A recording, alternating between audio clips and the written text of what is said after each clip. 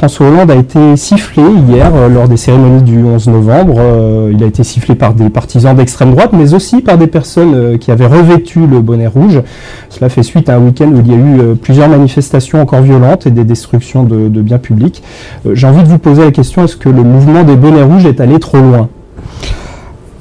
Il faudrait lire l'éditorial de M. Roy dans Ouest France ce matin. Je veux dire que c'est vrai que c'est quelque chose d'insupportable.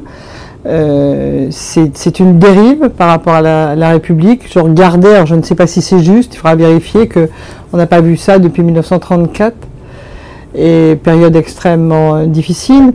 Je pense que dans le mouvement des bonnets rouges qui s'est produit, me semble-t-il, aujourd'hui, et après avoir discuté avec beaucoup de gens ces 2 derniers jours, c'est une conjonction de manifestations, de manifestants, entre des gens qui viennent de perdre leur emploi, et c'est quelque chose de terrible, ceux qui vivent une crise grave, c'est Doux depuis 3 ans, des légumiers qui étaient dans un moment difficile parce qu'il faisait trop chaud, et puis la crise de l'abattage porcin et volailler. Sur les volaillers, et donc cette conjonction fait que d'une manifestation qui devait être, j'ai discuté avec des entre guillemets bonnets rouges de Pont-de-Buis, c'est la première manifestation hier, et ils me disaient qu'au fond il était hors de question pour eux d'une quelconque violence. Mais ils ont été eux-mêmes débordés par leur mouvement. Christian Troadec, le maire de Carhaix, qui est un des leaders des bonnets rouges, a condamné. J'ai vu Thierry Mérette aussi a condamné, bien évidemment. Les événements d'hier, mais est-ce que le mouvement n'est pas en train tout simplement de leur échapper ? Le mouvement leur échappe. Enfin, c'est mon a priori aujourd'hui, c'est un mouvement qui leur échappe, parce que c'est un... Alors, je veux éviter tout jugement de valeur, bien évidemment. J'essaye de prendre un petit peu de recul.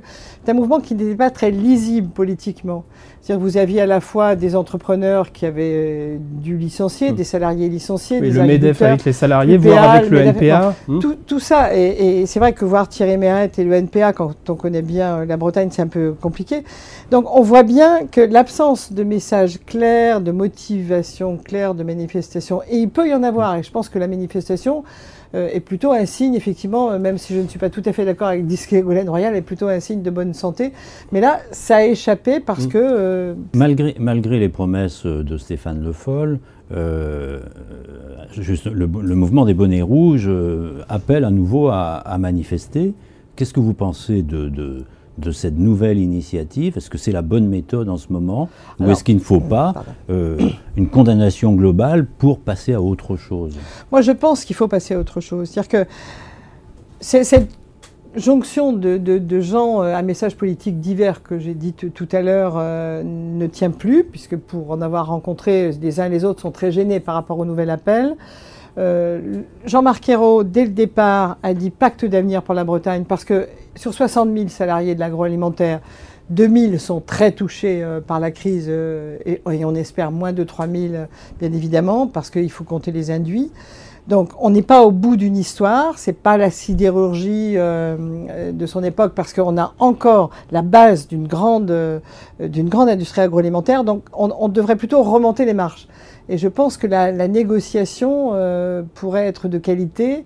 Elle est aujourd'hui abîmée ou entravée ou empêchée par ces mouvements.